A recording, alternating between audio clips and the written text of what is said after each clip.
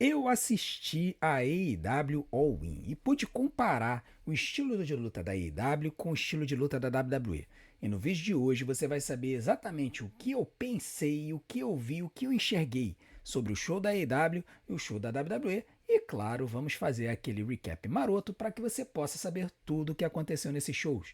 Então, se você quiser saber tudo o que aconteceu no AEW All In, no NXT Great American Bash e no Saturday Night Main Event, assista esse vídeo do começo ao fim, porque eu tenho certeza que as informações vão ajudar você a se manter inteirado das coisas. Mas antes, não deixe de fazer tudo aquilo que a gente pede para ajudar o nosso canal. Deixe seu like, se inscreva no canal, ative o sininho, deixe seu hype e, acima de tudo, assista e maratona os nossos vídeos para que o YouTube continue a divulgar o nosso canal. Então agora fique com esse resumo completão desse sábado maravilhoso de luta livre que a gente teve. Fala galera, tudo beleza? Meu nome é André, eu sou fã de luta livre há mais de 30 anos e olha, ontem foi brabo, viu? Quem acompanhou a nossa live sabe que foi difícil, foram mais de 7 horas de show, a gente teve diversas emoções, a gente teve um AEW All-In sensacional.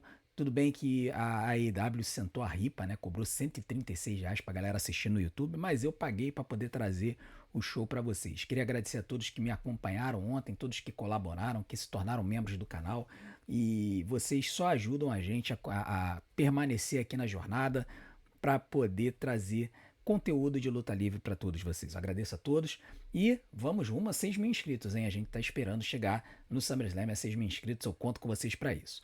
Nós vamos começar o nosso recap, né, a partir do NXT Great American Bash, né? E esse show ele aconteceu batendo de frente com o iniciozinho do All-In e eu vou falar para vocês que se a gente for fazer um comparativo batendo de frente o Great American Bash com o All-In, o Great American Bash teve uma melhor qualidade das lutas, tá? Por quê? Porque o All-In estava no começo do show e as primeiras lutas do All-In foram boas, mas não foram do nível do Great American Bash.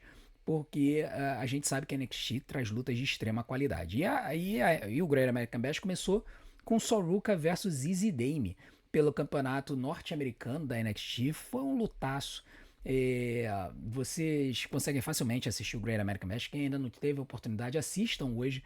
A Soroka é uma estrela e ela, assim, não vai durar muito tempo na NXT não, tá? Sinceramente, essa menina ela tem que subir pro main roster pra ontem. Quem viu o Friday Night SmackDown sabe que ela lutou bem. E quem viu o Great American Bash pôde ver a qualidade da Sol Ruka. Ela venceu a Easy Dame. No final das contas, ela aplicou um Soul Snatcher de springboard no meio da corda. Geralmente ela aplica do corner, então foi surpreendente ver ela aplicando Soul Snatcher do springboard, o que denota de que ela pode aplicar esse finalizador de qualquer lugar, a qualquer hora, quase que vai ser um novo RKO. Então, Sol Ruka vence, mantém o título norte-americano da NXT. Um evento importante que aconteceu foi que no final da luta, quando a Jasmine Dix estava tentando atrapalhar, Jasmine Dix não, a Titan Paxley estava tentando atrapalhar a luta, apareceu a Masha Slamovich, né, da campeã da TNA, para poder tirar a Tatum Paxley do apron, e isso favoreceu a vitória da Soroka. Então a Soroka vence e mantém o título norte-americano da NXT, e vamos ver por quanto tempo mais ela vai manter esse título. Sinceramente, eu acho que ela deveria dropar o título e subir para o main roster. Quem sabe, se tiver o draft depois do SummerSlam, se isso vai acontecer. A segunda luta foi a luta entre o Ethan Page e o Ricky Saints pelo campeonato norte-americano dos Estados Unidos, uma luta Falls Count Anywhere, ou seja, quedas contam em qualquer lugar da arena. E eles aproveitaram muito bem a arena. Tiveram uns lances bem inovadores. Por exemplo, teve uma hora que o Rick Saints pegou uma das barricadas da arena, jogou para dentro do ringue e colocou no corner como se fosse uma mesa. Eles se estraçalharam ao longo da arena. O Ethan Page ele chegou a dar um powerbomb no Rick Saints na mesa do merchandising, né, que o pessoal tava vendendo lá na arena. Eu acho que foi isso, né? E depois eles continuaram se estraçalhando para a arena, voltaram pro ringue. Depois eles foram pro backstage de novo, foram para a região. Muita gente se pergunta como é que são feitas as roupas dos lutadores e tal. Eles passaram exatamente pelo local onde as costureiras trabalham para poder ajeitar a roupa dos lutadores, dar um charme a mais e tal. No final das contas, os dois começaram a lutar na rampa, né? O Rick Saints chegou a dar um tornado DDT no Ethan Page com auxílio do árbitro, mas depois ele voltou. O Ethan Page reverteu, pegou o Rick Saints no Eagle's Edge, que é o Razor's Edge, né? E jogou o Rick Saints da rampa do stage no chão da arena, em 2 mesas que haviam lá. E aí ele foi pro pinfall e conseguiu a vitória. Então o Ethan Page ainda é o campeão norte-americano da NXT. Um lutaço. E sinceramente, eu espero também que o Rick Sainz suba. Tem gente falando que ele poderia ser o 4º homem do grupo do Paul Heyman. E depois do que a gente vai falar do que aconteceu no Saturday Night Main Event, é bem possível que eles deem uma mexida nesse grupo mesmo. A terceira luta foi a luta entre o Obafemi e o Yoshiki Inamoto. Ih, rapaz, que lutão, hein? Obafemi mostrando talento, o Inamoto também, pô, lutaço, tendo aquele strong spirit, né, dos japoneses, que eles apanham, mas eles levantam e mandam bater de novo. No final das contas, o Jasper Troy ainda tentou atrapalhar um pouco a luta. Jasper Troy não, né? Desculpa, eu tô confundindo o nome da galera toda. O Josh Briggs tentou atrapalhar a luta. E aí acabou dando errado e o Obafemi utilizou o Powerbomb para poder derrotar o Inamoto e manteve o título do NXT. Então, o Obafemi se mantém como campeão da NXT. O pessoal fica se perguntando quem é que vai derrotar o cara e realmente a gente não sabe. O único que tem potência, força para isso é o Jasper Troy. Aliás, o Jasper Troy chegou a dar uma interferida na luta do Ethan Page com o Rick Sainz, tá? Pode ser que role aí alguma situação no futuro entre essa galera aí, mas o Obafemi mantém o título do NXT. E por fim, nós tivemos a luta de duplas entre a Jacy Jayne e a Fallon Henley contra a nossa queridíssima Jordynne Grace e a Blake Monroe, que é a ex-Mariah May da AEW. Foi um lutão, novamente um lutão. Todas as 4 lutadoras mostraram talento. Pude ver o talento da Fallon Henley, realmente muito boa lutadora. E, cara, sensacional, demonstraram extrema qualidade no ringue. A Jasmine Nix tentou atrapalhar várias vezes a luta, mas não conseguiu. No final das contas, a Blake Monroe fez o pinfall na Jacy Jayne, tá? Com um double arm DDT, né? Então a Blake Monroe faz o pinfall na campeã e isso teoricamente daria um argumento para Blake Monroe para ir direto para o campeonato da NXT. E eu até pensei que eles iriam mexer na luta do Evolution, que vai acontecer hoje, colocando a Blake Monroe numa luta para transformar a luta de ameaça tripla, né? Para fazer Jacy Jayne e Jordynne Grace se tornar uma luta de ameaça tripla com a Blake Monroe. Mas eu acho que eles não vão fazer isso. Pelo menos não falaram nada hoje, pelo menos até agora. Então a gente vai ter que aguardar para ver o que vai acontecer. Assim, a gente viu o show da NXT batendo de frente com o All-In, sendo que a gente deu preferência para o All-In. Mas depois eu revendo o show, eu dou uma nota 9 para esse show do NXT, porque só teve lutão, só teve luta boa, sensacional. Realmente, assim, o NXT hoje está vivendo um renascimento, vários lutadores muito bons. Eu acho que é um show que vale a pena ser assistido. Eu vou tentar assistir mais, às vezes é difícil, né? Porque eu já cubro o Monday Night Raw, Friday Night SmackDown, então é difícil incluir mais um show. Mas talvez eu assista com mais afinco com o NXT e de repente até traga alguma coisa, algum resuminho, de repente na área de membros, para a galera poder acompanhar os resultados dos shows, beleza? Depois a gente teve o All-In continuou, e aí o que aconteceu foi que o Saturday Night Main Event, que começou às 9 horas da noite, bateu em cheio o início do Saturday Night Main Event com o início do Main Event do All-In, que foi a Texas Deathmatch entre o Hangman Adam Page e o Jon Moxley. E cara, sinceramente, eu mal acompanhei o Saturday Night Main Event. A gente até tentou cobrir os dois. Eu coloquei uma tela dupla no meu computador para acompanhar, mas sinceramente eu estava mais interessado no Main Event do All-In do que nas lutas do Saturday Night Main Event. Para piorar a situação, a luta do Randy Orton com o Drew McIntyre teve muita interferência do Logan Paul e o Jelly Roll ficou ali esperando para ver se ia atacar, se não ia atacar. No final das contas ele atacou, mas acabou engolindo um Claymore do Drew McIntyre. E depois a gente ficou sabendo nos bastidores o Nick Aldis e o Adam Pearce discutindo com o Drew McIntyre e o Logan Paul, que a WWE já marcou uma luta para o SummerSlam, Drew McIntyre e Logan Paul contra Randy Orton e Jelly Roll. Sim, a WWE vai colocar um cantor para lutar no SummerSlam. O Zezo já tinha falado sobre isso no pod dele. Eu cheguei a falar alguma coisa parecida no meu resumo do Friday Night SmackDown. Eu acho que eu falei que eles talvez colocassem Logan Paul versus Jelly Roll numa luta 1 contra 1. Não lembro se eu cheguei a falar que poderia rolar uma luta de duplas também. Mas, cara, não dá pra defender a WWE, né? Pelo amor de Deus, botar um cantor pra poder lutar no SummerSlam, tomando espaço de um lutador, é o argumento total e completo do Karrion Kross na WrestleMania. Sendo que aqui ficou pior ainda, porque o Logan Paul, pelo menos, já tá lutando há uns 2, 3 anos na WWE, ainda que esporadicamente, mas ele tá. Ele tem um contrato com a WWE pra lutador. Cara, o Jelly Roll é cantor, cara. Pelo amor de Deus. Seria a mesma coisa que botar o Travis Scott. Né, o pessoal fala, poxa, se o Travis Scott estivesse no SummerSlam eu ia reclamar muito. Pois é, eu vou reclamar tanto do Jelly Roll lutando quanto eu teria reclamado se o Travis Scott tivesse uma luta no SummerSlam. Então, teremos essa luta. É uma forma de pelo menos o Drew aparecer no SummerSlam. Eu espero que ele e o Logan Paul vençam, sinceramente, porque no final das contas, nessa luta aqui, o Randy Orton acabou vencendo, derrotou o Drew McIntyre com um RKO do nada. E assim, cara, meu lutador favorito novamente perdendo. Cara, não dá pra entender.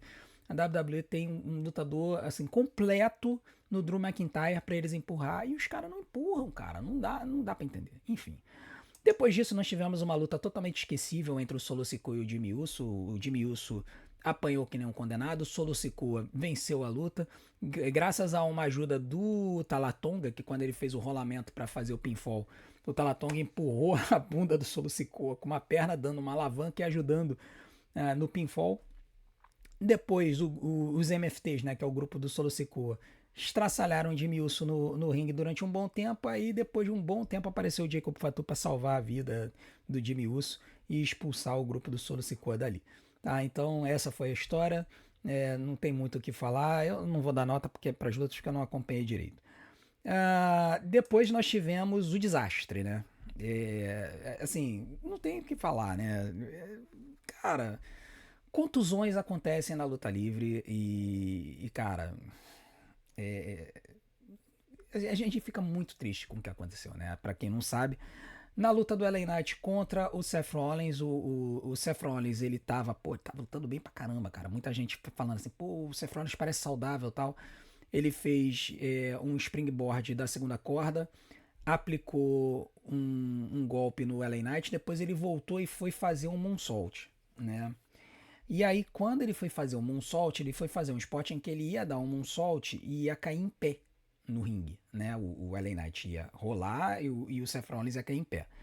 Rolou o spot normal, o LA Knight rolou, o Seth Rollins caiu em pé. Quando ele caiu em pé, quando ele bateu no ringue, ele sentiu o joelho.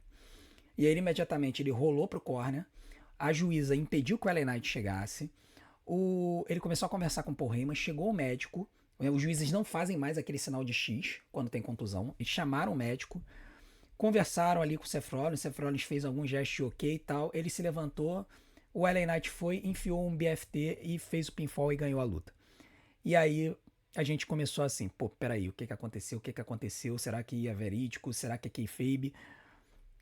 O Seth Rollins saiu da arena carregado pelos médicos, né, nos ombros, e o LA Knight venceu a luta. E aí depois a gente ficou naquela esperança. Bom, vamos ver se é kayfabe ou não. Vamos torcer para que seja kayfabe, porque se for kayfabe pode rolar o cash-in na luta do Gunther contra o Goldberg, né? E ficou todo mundo nessa esperança, pô, vai ter cash-in, vai ter cash-in, vai ter cash-in, para ver se foi se a contusão foi kayfabe, né? Se foi work, se foi mentira, se foi da história, se foi do roteiro. E aí teve a luta do Gunther contra o Goldberg. O Gunther teve uma boa luta e conseguiu arrancar uma boa luta do Goldberg, tá? Apesar de ser uma luta de, sei lá, 10 minutos com 3 minutos de intervalo. O que a gente viu, daria para considerar essa luta uma luta de 2 estrelas e meio, que pro Goldberg é uma luta 5 estrelas do Dave Meltzer. No final das contas, o Gunther ele acabou vencendo a luta. Na verdade, como é que aconteceu? O Goldberg ele conseguiu dar o spear de Jackhammer no Gunther, fez o pinfall, mas ele tinha acertado um spear no Charles Robinson, então estava sem juiz. Nessa hora, todo mundo ficou imaginando que de repente fosse rolar o cash-in, mas não aconteceu. Veio a árbitra correndo pela rampa, né? E aí ela fez a contagem, mas o Gunther chutou. E aí depois continuou a luta e aí o Gunther ele conseguiu colocar o Mata-Leão no Goldberg e fazer o Goldberg apagar depois de um tempo. Para você ter uma ideia, o Jey Uso lutou mais contra o Mata-Leão do Gunther do que o próprio Goldberg, né? o Golder acabou apagando e o Gunther venceu a luta. E aí ficou todo mundo esperando para ver se ia rolar o cash-in, se ia rolar o cash-in. Não rolou. E imediatamente após o show veio a notícia trágica de que o Seth Rollins ferrou com o joelho. Tá, a gente não tem informações ainda da extensão da gravidade, mas parece que ele estourou o joelho, o mesmo joelho que ele fez a cirurgia em 2015. O joelho que ele estourou quando ele estava com o seu primeiro reinado como campeão da WWE. Se isso for verdade e ele tiver estourado o ligamento cruzado anterior, que é o mesmo que ele estourou em 2015, é de 8 meses a 1 ano de recuperação. Tá? E aí, isso vai causar um salseiro na WWE, por quê? Porque tem uma maleta do Money in the Bank que tem que ser usada. E o Seth Rollins não vai poder usar. Então, o que eu acho que pode acontecer? Se realmente o Seth Rollins estiver fora de 8 meses a 1 ano, eu acredito que a WWE vai tirar a maleta dele e vai fazer uma nova luta pelo Money in the Bank no SummerSlam. Tá? Lembrando que o Money in the Bank já foi uma luta disputada, por exemplo, na WrestleMania no passado. Depois é que eles criaram o pay-per-view Money in the Bank. Então eu acho que eles podem fazer isso, eles podem fazer uma nova luta pela maleta, né, fazer o Seth Rollins entregar a maleta, devolver a maleta, porque ele não vai ter condições de usar o contrato dentro do prazo de 1 ano, e aí fazer uma nova luta no Money in the Bank. E aí, na minha cabeça, para poder manter a história do grupo do Seth Rollins, o maior favorito para vencer essa maleta passa a ser o Bron Breakker. Porque aí o Bron Breakker, ganhando a maleta, ele poderia se colocar como novo líder do grupo. E aí, ele ganhando o campeonato mundial, ele teria uma feud pronta com o próprio Seth Rollins, que poderia voltar e se mostrar invejoso do fato do Bron Breakker ter assumido o grupo. Tá? Então, pelo menos é um booking que eu faria. Né? Eu colocaria a maleta com o Bron Breakker. Se não for o Bron Breakker, aí eu já acho que o LA Knight se torna um grande favorito para ganhar essa maleta, até porque ele pode alegar que ele tirou o Seth Rollins da jogada. E aí depois o LA Knight, se tornando campeão, criaria uma feud com o Seth Rollins, porque o Seth Rollins poderia alegar que o LA Knight tirou ele por meses da companhia. Então, essa é a situação atual. A contusão é verídica do Seth Rollins. Muita gente correu na nossa live para saber isso. Assim, a contusão do Seth Rollins é verídica e a gente não sabe a extensão, se for ligamento cruzado anterior, de 8 meses a 1 ano para recuperação. Enquanto que o NXT Great American Bash teve uma nota 9, na minha opinião, o Saturday Night Main Event teve uma nota 3. Foi um desastre. Né? Foi um show completamente esquecível. Serviu apenas para contundir o Seth Rollins. Nem a despedida do Goldberg foi mostrada, porque assim que terminou a luta, entraram num comercial faltando 4 minutos para terminar o show. Quando eles voltaram, faltando 1 minuto, mostraram um trechinho minúsculo do discurso de despedida do Goldberg. Já tinha um monte de gente no ringue. 1 minuto do discurso de despedida do Goldberg, e aí encerraram a transmissão na seca. Ficou todo mundo nervoso, chateado com isso. Então, paciência, nota 3 para o Saturday Night Main Event, completamente ignorável esse show, foi um desastre, tá? E aí a gente se pergunta, poxa, a WWE conseguiu bater de frente com a All-In? A resposta é que não, porque foi um show sensacional, tá? Tiveram lutas boas e lutas não tão boas, então eu vou dizer para vocês o que eu tive de percepção sobre o All-In, né?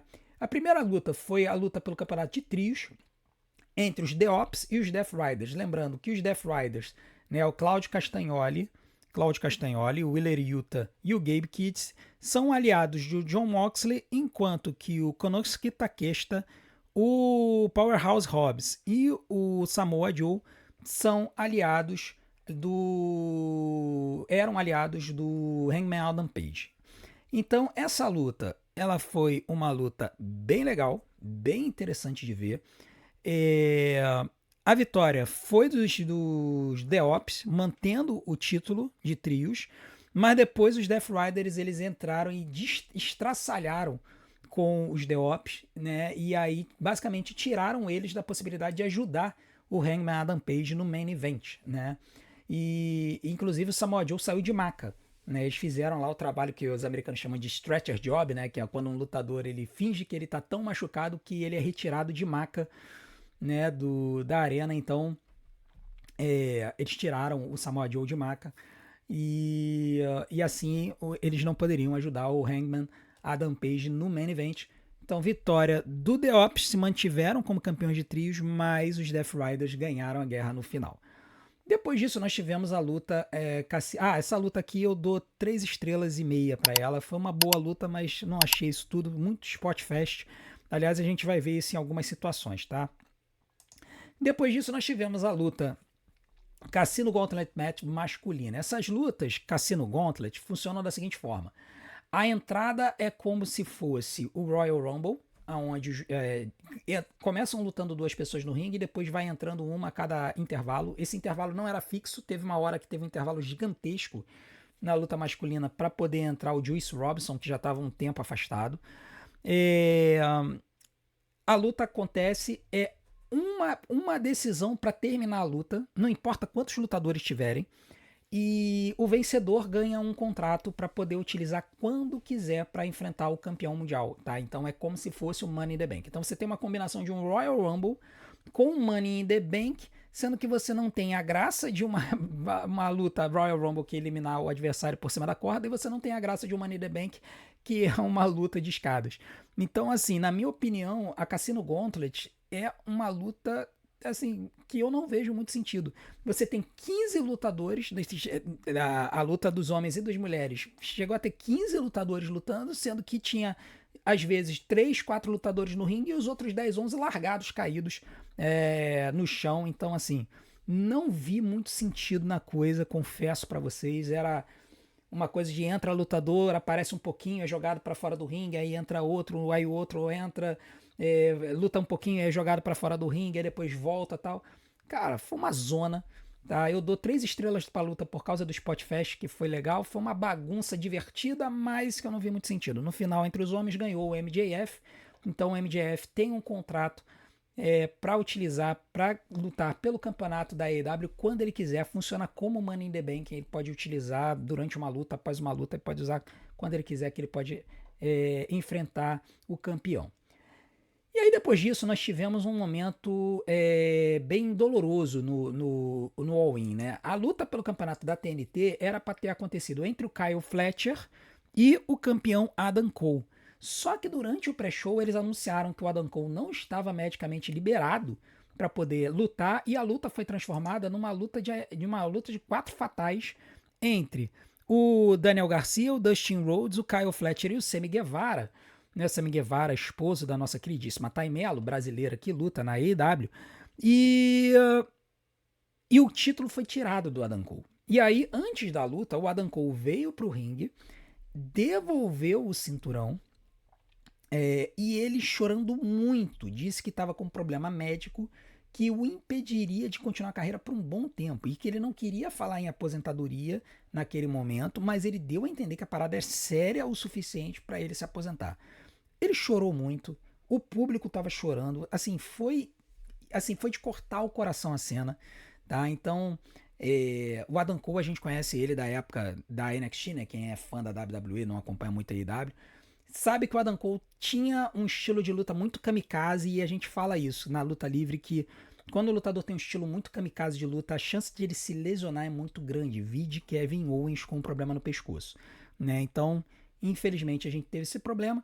A luta foi uma boa luta, até para uma luta jogada em cima da hora, né? Eu dou 3 estrelas para a luta, e no final das contas, todo mundo achava que o Kyle Fletcher ia ganhar, inclusive nas casas de apostas o Kyle Fletcher estava como favorito, mas no final das contas quem venceu foi o Dustin Rhodes, ganhando seu primeiro campeonato na AEW. Ele nunca havia ganho na AEW, ele é campeão de duplas e de trios na ROH, na Ring of Honor, que é como se fosse a NXT da AEW, né? Eles compraram a Ring of Honor e transformaram numa segunda brand, mas o Dustin, ele ganhou o primeiro título dele na AEW, sendo campeão da TNT, né? Então, Dustin Rhodes, novo campeão, e assim, foi um momento bem emocionante. O Dustin Rhodes chorou, o público aplaudiu ele de pé, foi sensacional, tá? Depois disso, nós tivemos a Cassino Gauntlet feminina, e essa eu achei um pouco melhor estruturada do que a masculina, só porque eles aproveitaram em alguns momentos as lutadoras que estavam do lado de fora do ringue. Entre os homens parecia que eles, assim, ficavam meio caídos, tal, de vez em quando rolava um salseiro do lado de fora. Aqui é um negócio interessante, né? Que nesse tipo de luta, eles mostrando aqui a lutadora número 1 e número 2, né? A Chris Statlander e a Megan Bayne. Por que isso? Porque nesse tipo de luta, como a primeira decisão vence a luta, Se as duas começam a luta e simplesmente a Megan Bayne, por exemplo, fizesse o pinfall na Chris Statlander, a luta acaba e não entraria mais ninguém. Por isso que eu não vejo muito sentido nesse formato dessa luta. Porque você tem 13 outras lutadoras para entrar e a luta poderia acabar antes delas entrarem, né? Enfim, a luta continuou e eu vou dar 3 estrelas e um quarto para essa luta. A vencedora foi a Athena, né? A nossa conhecidíssima Ember Moon da WWE.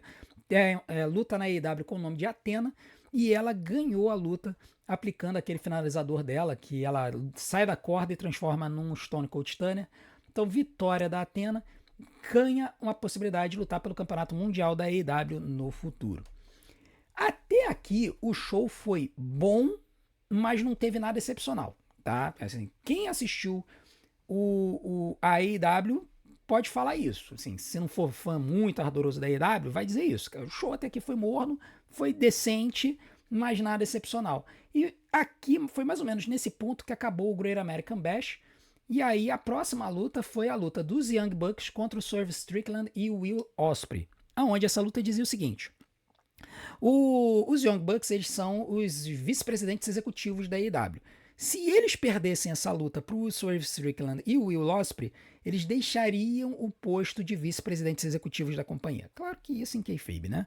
Agora, se o Swerve Strickland e o Will Ospreay perdessem, eles não poderiam disputar uma luta pelo campeonato da AEW por um ano, né? Foi uma aposta que eles fizeram.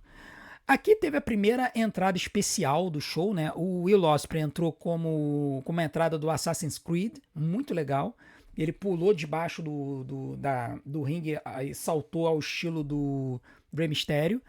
E os Young Bucks, eles vieram pro ringue como se fossem pais fundadores dos Estados Unidos, num barquinho com uma musiquinha de flauta, como se fosse da época da fundação dos Estados Unidos, muito legal, né? Então, como eles se chamam de Founding Fathers da AEW, né? Os pais fundadores da AEW, eles vieram como se eles fossem os Founding Fathers dos Estados Unidos, os pais fundadores dos Estados Unidos, foi bem legal.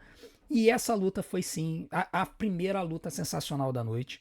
Esses 4 são absurdos. Os Young Bucks, para mim, eu concordo com muita gente que assiste a AEW, que são a melhor dupla pura de luta livre no mundo hoje. Eu gostaria muito de ver esses caras lutando na WWE contra a divisão de duplas do SmackDown, porque tem gente sensacional lá que tá nerfada, a gente precisa lembrar isso.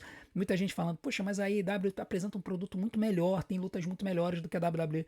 Sim, mas não é por causa dos lutadores, é por causa do estilo de luta da WWE que nerfa muito os lutadores. Você no SmackDown você tem Motor City Machine Guns, Fraction, DIY e os Street Profits, que poderiam ter uma luta sensacional contra essas duas duplas, eu não tenho a menor dúvida disso, tá? No final das contas, o Swerve Strickland e o Will Ospreay venceram a luta, e os Young Bucks acabaram perdendo o posto de vice-presidentes executivos, e o Swerve Strickland e o Will Ospreay poderão, então, lutar pelo campeonato da AEW no futuro. Eu dou 5 estrelas para essa luta, foi realmente sensacional, teve o tempo, foi muito boa. Depois disso, nós tivemos a luta pelo campeonato de duplas da AEW, e aqui temos umas carinhas conhecidas da galera da WWE. Nós temos aqui o Christian, né, que luta como Christian Cage, junto com seu afilhado Nick Wayne, lutando contra o Jet Speed, Speedball Bailey e o Kevin Knight, e o Hurt Syndicate, né, que nada mais é do que o Bobby Lashley e o Shelton Benjamin. Lembrando que o MJF é parte do Hurt Syndicate, né, ele basicamente puxou muito saco dessa galera para poder se aliar ao Hurt Syndicate. No final das contas, foi um lutaço também, assim, foi muito bom, principalmente o Jet Speed mostrando muita qualidade nos movimentos em conjunto. A vitória, o título permaneceu com o Hurt Syndicate, então Bob Lashley e Shelton Benjamin se mantiveram como vencedores, mas a história veio depois da luta, quando o Nick Wayne, a mãe dele e o Kip Sabian, que é um outro aliado do grupo, se voltaram contra o Christian Cage, e quando eles estavam prestes a fazer um concerto no Christian Cage, o Adam Copeland, ou Cope, também conhecido como Edge dos fãs da WWE, acabou salvando o Christian Cage, e na saída ele falou, vai se achar, em contrapartida com uma frase que o Christian Cage falou pro Cope há algum tempo atrás, que ele mandou ele se ferrar. Então, vitória do Hurt Syndicate. Edge e Christian parece que vão se reunir de novo na AEW agora como Cope e Christian Cage. Então, pra galera nostálgica da WWE, vamos ter algumas situações. Talvez seja a corrida de aposentadoria dos dois como uma dupla. Vamos ver como é que vai acontecer isso. Essa luta eu dou 3 estrelas e 75, muito em função desses dois caras aqui que voaram para tudo que é lado, tá? Bob Lashley e Shelton Benjamin também mostraram excelente talento no ringue, mostrando que o Shelton Benjamin em especial foi muito nerfado na WWE. E aí nós fomos pro triplo main event do show, né? E aqui é que começou realmente a coisa boa. Tivemos, primeiro, Toni Storm contra Mercedes Moné pelo campeonato feminino da AEW. Elas venderam essa luta como se fosse ser a maior luta feminina da história da luta livre mundial. E não chegou perto disso, tá? Muita gente que é fã do Japão falou que tiveram muitas lutas do Japão, mas a gente não assiste luta livre do Japão, então fica difícil, né? Considerando dos Estados Unidos, assim, a luta foi excelente. Inegavelmente excelente. Todos os movimentos limpos, não tiveram botes, sequências de combinações de pinfall, de finalizadores chutados, foi excelente. Mas os fãs da AEW que estavam no chat disseram que Toni Storm e Mariah May foi melhor, tá? Essa luta Toni Storm e Mariah May aconteceu no começo do ano. E eu ouso dizer, e aí os fãs da AEW vão comer o meu fígado vivo, que Io Sky, Rhea Ripley e Bianca Belair do WrestleMania 41 bateu de frente com essa luta. Por que eu não acho a comparação justa? Porque foi uma luta de triple threat e ameaça tripla. Lutas de ameaça tripla tendem a ser mais dinâmicas do que uma luta 1 contra 1. Então ainda vou dar a vantagem para Toni Storm e Mercedes Moné, porque elas fizeram uma luta engajada uma contra uma. No final das contas, a Toni Storm manteve o campeonato e eu vou dar 5 estrelas para essa luta também. Foi uma luta sensacional, muita gente estava apostando que a Mercedes Moné ia ganhar o título, bater mais um cinturão, mas não aconteceu. Aliás, aqui as entradas das duas, ó, sensacionais. Mercedes Moné entrou com as cheerleaders dos Texas Rangers usando os cinturões que ela tem. E a Toni Storm entrou numa entrada cinematográfica, assim, absurda, sensacional. Vitória da Toni Storm e muita gente vibrou no chat por causa disso. Depois disso tivemos Okada e Omega 5, né? A quinta luta deles. Essa é a luta que uma das lutas o Dave Meltzer deu 7 estrelas lá no Japão. E muita gente estava esperando muito dessa luta, inclusive eu estava esperando muito dessa luta, e eu confesso que eu saí um pouco decepcionado com ela. Eu não achei ela no nível das lutas do Japão. Eu não sei se deram uma nerfadinha neles, ou se de repente o Okada já está um pouco quebrado, o Omega está um pouco quebrado também. Essa luta ela era meio engraçada, porque o Okada é o campeão continental, e o Omega é o campeão internacional. E aí o nosso digníssimo Tony Khan resolveu dizer que essa luta iria unificar os dois títulos. E aí você pensa assim, campeonato internacional, campeonato continental. Por que não transformar num campeonato intercontinental? Né? O nome não é trademark da WWE, a NJPW acho que tem um campeonato intercontinental. Então eles poderiam ter mantido o nome, né? Ter feito o campeonato intercontinental da AEW. Mas eles quiseram ser diferentes, eu entendo. Só que eles chamaram de um nome meio esdrúxulo, chamaram de Campeonato Unificado da AEW, tá? Mas, pô, o Campeonato Unificado vai ser maior do que o Campeonato Mundial? Assim, ficou estranho. E ficou ainda mais estranho porque o Tony Khan disse que os dois campeonatos iriam se manter. Então, assim, o novo campeão unificado seria campeão de 3 títulos, do Internacional, do Continental e do Unificado. Mais sem sentido ainda na minha cabeça. No final das contas, cara, foi uma excelente luta. Não estava no nível das lutas do Japão, na minha opinião. E o Kazuchika Okada venceu a luta. Sendo que teve gente falando no chat que disse que o Kenny Omega teria dito que se aposentaria caso ele perdesse essa luta. Então a gente vai ter que ver aí o Dynamite para saber se o Kenny Omega realmente vai se aposentar da luta livre, porque o Kazuchika Okada venceu e é um novo campeão unificado da AEW. Eu dou 4 estrelas e 75 para essa luta. Eu acho que o início dela foi um pouco lento demais para mim, pro que poderia ser. No Japão, cara, essas lutas desses dois começavam na 5ª marcha já. E aí eu olhei e falei, não tô entendendo isso. A luta teve um bom tempo, no final, cara, foi sensacional, mas eu dou 4 estrelas e 75 para ela. E por fim, cara, nós tivemos a luta Texas Deathmatch entre o Hangman Adam Page, desafiante, e o Jon Moxley, campeão mundial da AEW. Alguns detalhes interessantes dessa luta, o Jon Moxley, desde outubro, eu não sei se é desde que ele se tornou campeão, mas desde outubro, ele colocou o campeonato mundial da AEW dentro de uma maleta, então os fãs não viam esse campeonato. Um negócio assim, meio engraçado, né? Você pega o campeão não mostra o cinturão. Enfim, é, a luta, cara, as únicas regras eram: você só vence por submissão ou por se o camarada pagar até 10, até a contagem de 10 se ele tiver caído. Ou seja, não tinha pinfall na luta. Valia tudo. E cara, é aquele negócio. Assim, vocês sabem, eu não sou muito fã de deathmatch, né? Não teve arame farpado, não teve explosivo, mas, cara, teve caco de vidro, teve cama de prego, teve arame farpado, em que eles tiravam do bolso e esfregavam na cabeça, teve garfo, né? O Adam Page no começo da luta pegou um garfo e começou a dar estocada na cara do Jon Moxley. Então, assim, eu não curto esse tipo de luta, tá? Mas eu reconheço que foi uma luta sensacional, só que no final das contas teve muita interferência na luta. Nós tivemos interferência dos Death Riders, que começaram a atacar o Adam Page. Aí, do nada, apareceu uma pessoa mascarada é,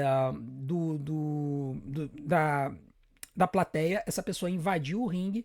E quando ele começou a atacar, para nossa surpresa, ele tira a máscara e a gente descobre que era o Bryan Danielson. Né? Bryan Danielson supostamente estava aposentado, ele estava trabalhando como agente. Então ele veio e atacou e ajudou a tirar os Death Riders dali de perto do ringue. Depois tinha aparecido uma imagem de uma pessoa no alto do Everest e muita gente percebeu pelo chat, ele estava usando um óculos, mas muita gente do chat percebeu que era o Darby Allin. E aí, realmente, descendo do teto da arena num rapel, apareceu o Darby Allin no mesmo tipo de entrada que o Sting tinha na época da WCW. Lembrando que o Darby Allin e o Sting tiveram uma aliança durante muito tempo na AEW. E aí ele ajudou, eles tiraram, né, toda essa galera, né, do ringue. Mas aí depois apareceram os irmãos Jackson e eles começaram a atacar o Hangman Adam Page. Quando a gente achava que o Jon Moxley ia ganhar, o Adam Page chutou. E aí apareceu o Swerve Strickland. E o Swerve Strickland, na verdade, a Marina Shafir, que é aliada do Jon Moxley, tentou levar a maleta para ele, mas ela ficou presa por uma corrente na mesa perto da onde está o cara do sino. E apareceu o Prince Nana. E o Prince Nana prendeu a Marina Shafir. E aí depois, quando os irmãos Jackson estavam atacando, apareceu o Swerve Strickland, tirou os irmãos dali e ele deu a corrente que ele carregou, uma corrente enorme, para o Adam Page usar. E aí no final, o Adam Page ele utilizou a corrente no Jon Moxley, enforcou o Jon Moxley na corrente. Isso o Jon Moxley já tinha caído de costas na cama de pregos. O Adam Page já tinha tomado DDT na cama de pregos, só que assim, sempre seguro, né? O DDT na cama de pregos, por exemplo, a Adam Page tirou a cara, né, da cama. Já o Jon Moxley caiu de costas no negócio, mas você vê que aquela cama ali, ela devia ser kayfabe, porque nem furou direito as costas do Jon Moxley, né? Foi apenas um prop ali para chamar a atenção. Mas o Adam Page, ele envolveu o Jon Moxley com a corrente nas cordas, jogou ele por cima da corda e começou a enforcar o Jon, né? O Jon ficou se segurando, né, numa das cordas para segurar, depois ele se soltou, mas aí ficou segurando no braço do Adam Page, né? Por isso que assim, você precisa saber de luta livre para poder entender como é que eles estão se segurando ali, não estão morrendo, né? Mas o Jon Moxley, ele ficou enforcado na corrente e eventualmente ele bateu e acabou desistindo da luta, e com isso o Adam Page se tornou o novo campeão mundial da AEW, para alegria do público. Muita gente esperava isso, muita gente estava cansado do Jon Moxley como campeão da AEW. Então Adam Page venceu. Eu vou dar 5 estrelas para a luta por todo o espetáculo dela, mas eu não acho que, sinceramente, que ela foi assim do meu tipo. Não é o meu estilo de luta. Não curto deathmatch, mas eu acho que no final das contas foi o espetáculo, a quantidade de interferências lembrou muito a WrestleMania 40. Eu acho que a luta merece. E o evento do All-In, para mim, nota 9,5. Né? Tiveram várias lutas excelentes, algumas lutas decentes, boas. Cassino Gauntlet, não gostei de nenhuma das duas, mas eu acho que pelo show como um todo, pelo evento, pelo espetáculo, o stage da AEW enorme, assim, não economizaram dinheiro nesse show, a família Khan não economizou dinheiro nesse show. Eu acho que 9,5 pro All-In tá excelente. Não sei se ele foi melhor do que o All-In, os All-Ins de Londres, mas eu acho que foi um show bastante digno de ser apresentado, então valeu a pena assistir. Então, galera, esse foi o meu resumo dos shows desse fim de semana. Desde já eu agradeço a todos que estiveram com a gente e desde já eu quero convidar você para estar conosco hoje à noite para assistir o Evolution. Sim, nós vamos fazer a live do Evolution às 8 horas da noite. Nós contamos com vocês aqui conosco, beleza? E se vocês quiserem continuar ajudando o nosso canal e quiserem maratonar uns vídeos até a hora do Evolution, eu vou deixar algumas opções aqui na tela para vocês. Assistam para que o YouTube continue a divulgar o nosso canal, beleza?